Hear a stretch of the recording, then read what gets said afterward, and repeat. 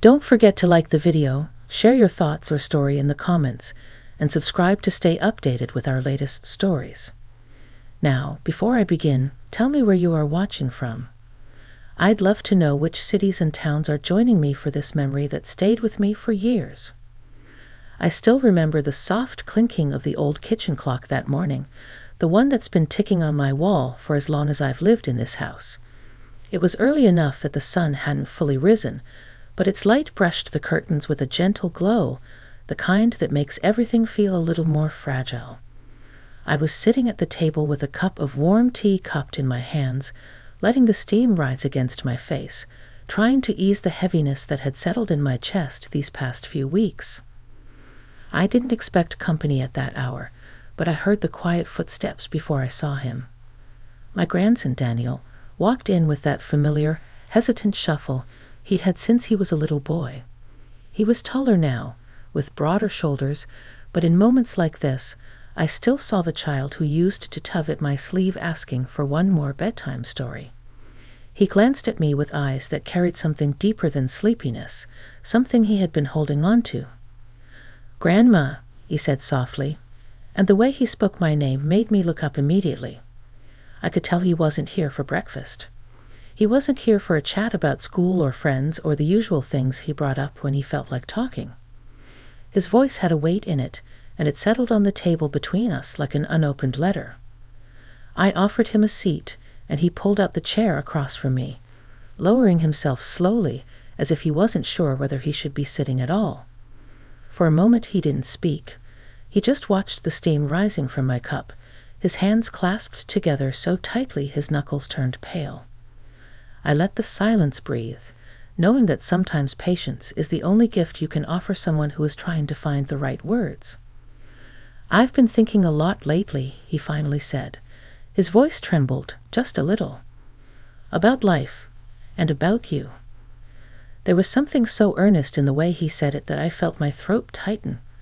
I didn't dare interrupt him. I nodded gently, encouraging him to continue. "You've always been the one I could talk to," he said, "even when I didn't know how to say things right. You just understood me." Hearing that stirred something warm and painful inside me. It had been a difficult year for him, and I knew he had been carrying more than he let on. Still, the sincerity in his tone reached somewhere deep within me, touching a part of my heart that rarely surfaced anymore. He shifted in his chair and looked directly into my eyes. "I need to tell you something," he said quietly. "And I don't know how you'll feel about it, but I need you to hear it." I felt a slow wave of anticipation rise in me. Not fear, but a tender awareness, like standing on the edge of something you know could change you. His voice was steady now, and the vulnerability in his expression drew me in closer, making the room feel smaller, more intimate, as though the world beyond the kitchen walls had melted away. He took a breath, gathering the courage he needed, and when he continued, his words were gentle but powerful, carrying an emotional truth he had guarded for far too long. His honesty surprised me, not because it was shocking, but because it revealed just how deeply he trusted me. I listened, fully present, feeling every syllable as it reached me. And in that moment, as he opened his heart across the table, I realized that this conversation wasn't just about his feelings or his struggles. It was about the bond we had built quietly over the years, in moments big and small, in every hug, every shared meal, every late-night talk. It was a moment that reshaped the way I saw myself through his eyes, and the way I understood him.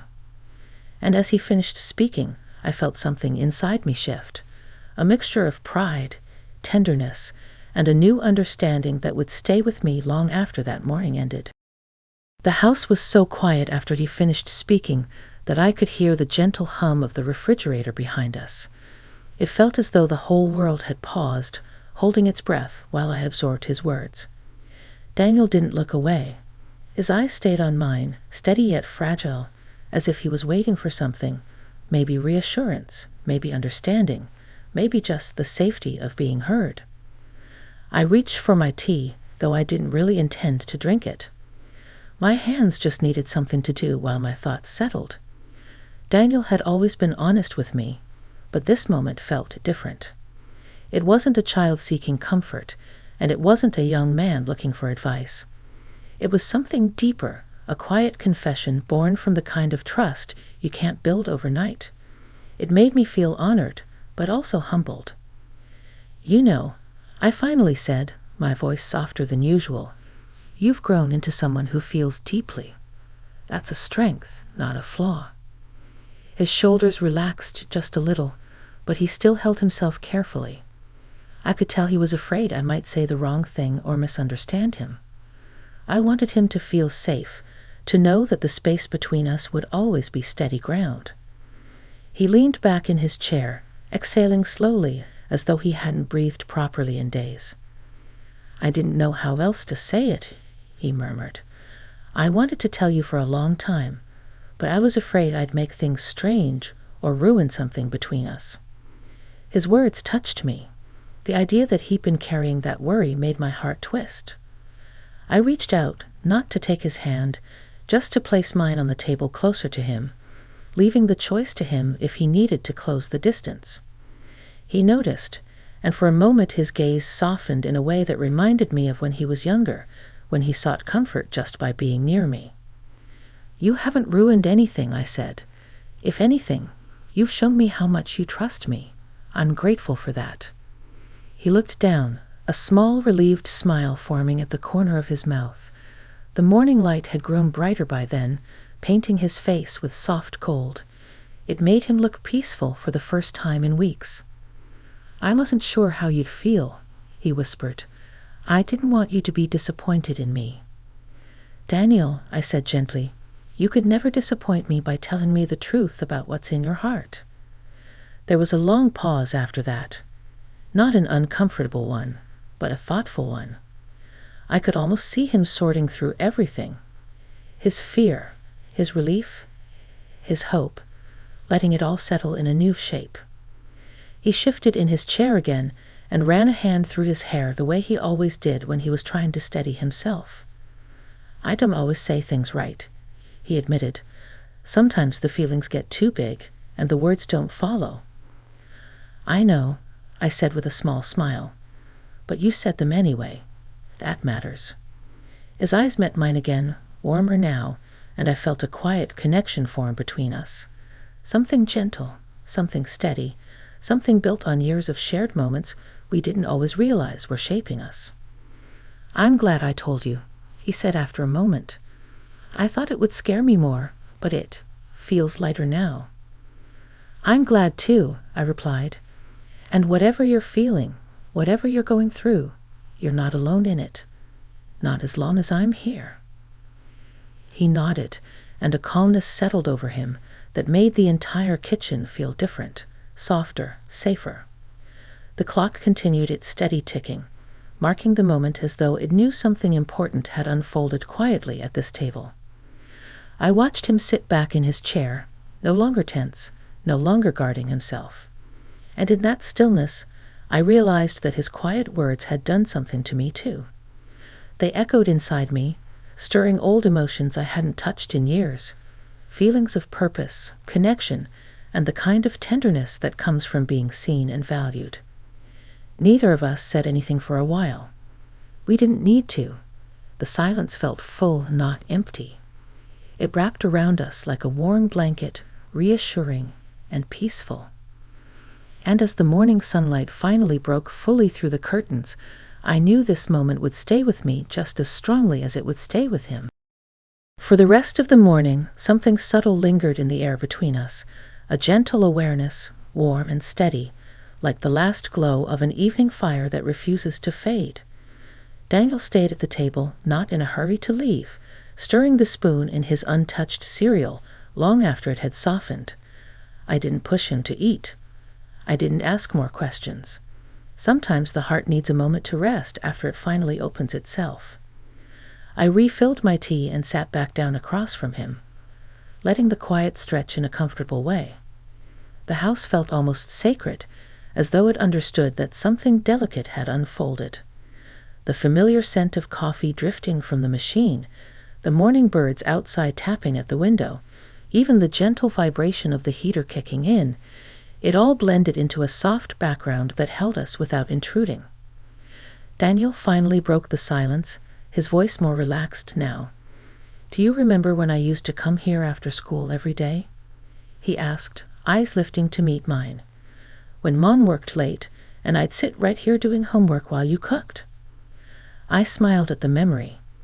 "You always pretended to be tired of my cooking," I said, "but somehow your plate was always clean." He chuckled, and the sound warmed the kitchen more than the sunlight did. "I liked being here," he said, "more than anywhere else." There was something in his tone, a softness that seemed to carry the weight of years we had both lived, separately and together. I leaned back slightly, studying him the way only someone who knows another's soul can. He wasn't just reminiscing. He was reaching for something, stitching the past into the present with careful, meaningful thread. "I guess I never realized how much you shaped who I am," he confessed. "You've always been the person I could be honest with, the one who made me feel safe." The word safe hung in the air, quiet but powerful. It brought back so many moments from years ago. His scraped knees, the way he'd curl up on my couch during thunderstorms, the nights he'd confide in me when he felt misunderstood by the world. I hadn't thought about it in a while, but hearing him say it now made my heart swell with a gentle ache. "I'm glad you felt that way," I said softly. "That's all I ever wanted for you." He looked down at the table again, tracing the grain of the wood with his fingertips.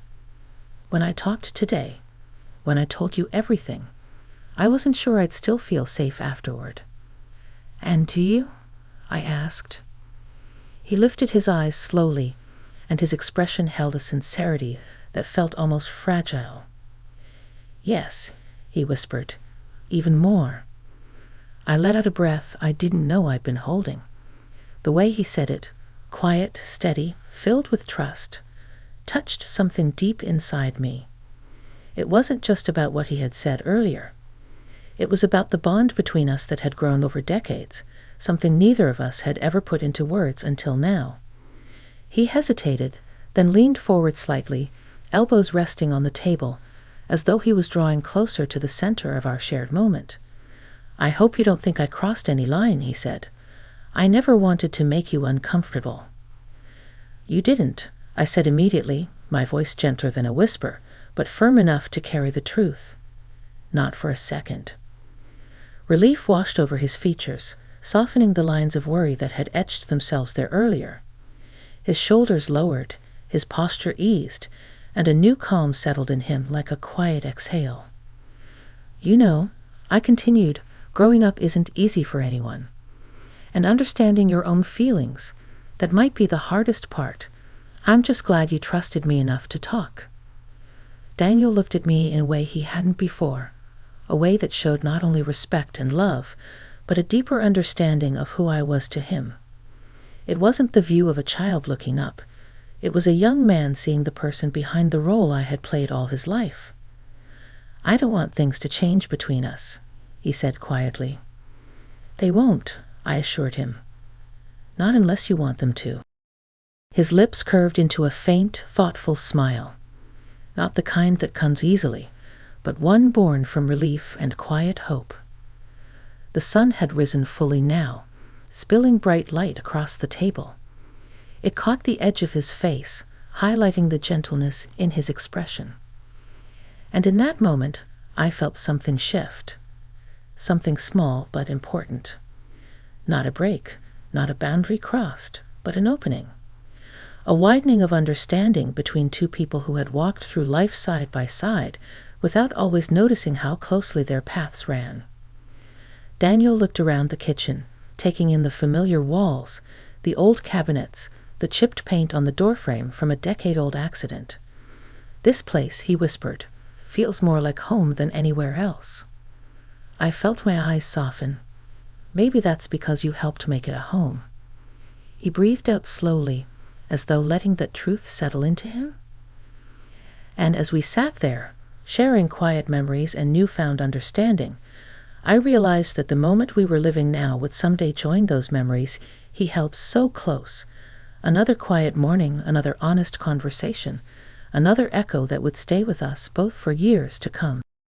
The day stretched on slowly after our quiet morning, but neither of us seemed eager to let the feeling fade. Daniel stayed close, lingering in the living room while I folded the laundry, offering to help even though he rarely volunteered for chores. It wasn't the task that mattered to him. It was simply being nearby. Every few minutes, I'd catch him glancing over at me, as though he was trying to understand something he'd never really noticed before. After lunch, we ended up back in the kitchen again, as if the room itself had become a place where things made more sense. The afternoon light was softer than the morning's, casting warm shadows along the counter and turning the whole space into a kind of sanctuary. Daniel sat at the same chair as before, tapping his fingers lightly on the table, lost in thought but comfortable in the quiet. "You know," he said after a while, "I wasn't sure if I should have come over today.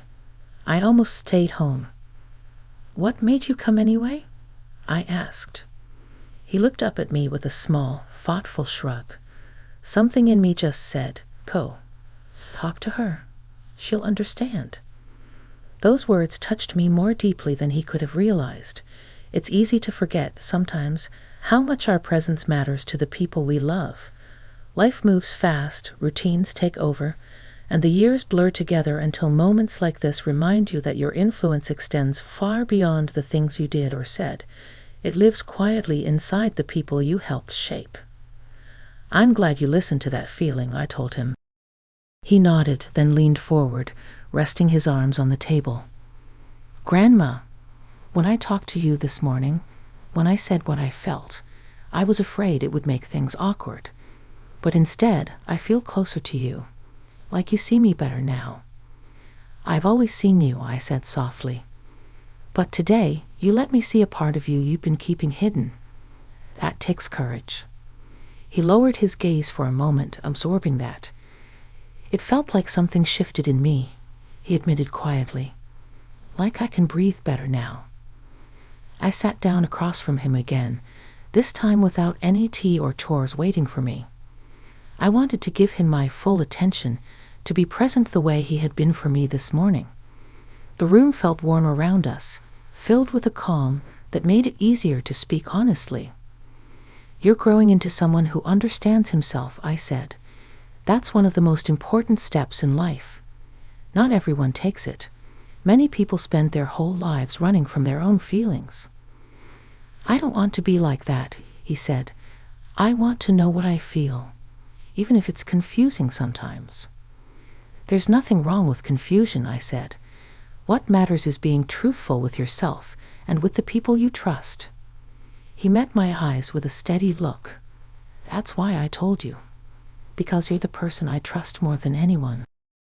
The sincerity in his voice filled the space between us with a kind of warmth that went beyond anything either of us had said before. It wasn't dramatic or overwhelming. It was gentle, real, grounding. I felt a deep gratitude in that moment, not just for his trust, but for the bond we built slowly over the years without ever fully realizing how strong it had become. He hesitated, then added quietly, "And I meant it when I said I don't want things to change." I let his words settle before responding. Things won't change in a way that takes anything away from us. If anything, today added something. Something honest. Something meaningful. He exhaled softly, like someone who finally felt safe enough to let go of a long-held tension. "I keep replaying that moment at the table," he said. "The way you looked at me. It made me feel understood. Really understood." "And that's something you deserve," I said. "Everyone deserves to feel seen." He smiled, a gentle, grateful smile that reminded me again of the child he once was, yet carried the calm confidence of the man he was becoming. "I think this conversation is something I'll remember for the rest of my life." "Me too," I admitted. "Some moments stay with you because they reveal something, not just about someone else, but about yourself." He studied me for a quiet moment, his expression softening. "You've always been strong," he said, "but today I saw your heart more clearly." The simplicity of that statement touched me deeply. We spend so much time trying to be steady for others, parents, children, grandchildren, that we forget they see us too. They notice the cracks, the strength, the kindness, sometimes more clearly than we notice in ourselves. The afternoon continued gently, the light slowly fading as we talked about memories, about hopes, about the quiet parts of life that often get overlooked. No tension, no fear, just understanding, connection, and steady warmth. By the time he stood to leave, the sky outside had turned a dusky pink. He paused by the doorway, looking back at me with a softness that made my chest ache in the best way. "Thank you," he said, "for everything today." "You don't need to thank me," I replied. "Just carry what you learned forward." "I will," he said, and I believed him. When the door closed behind him, the house felt quiet but not empty. The morning's conversation echoed in the walls, in the chair he'd sat in the sunlight that had passed through the kitchen hours earlier. It echoed inside me too, deep, warm, unforgettable. And as I stood there alone in the stillness, I realized that his quiet words at the kitchen table hadn't just revealed his heart, they had awakened something in mine. Something I hadn't felt in years. Something gentle. Something hopeful. Something that would echo in me for the rest of my days.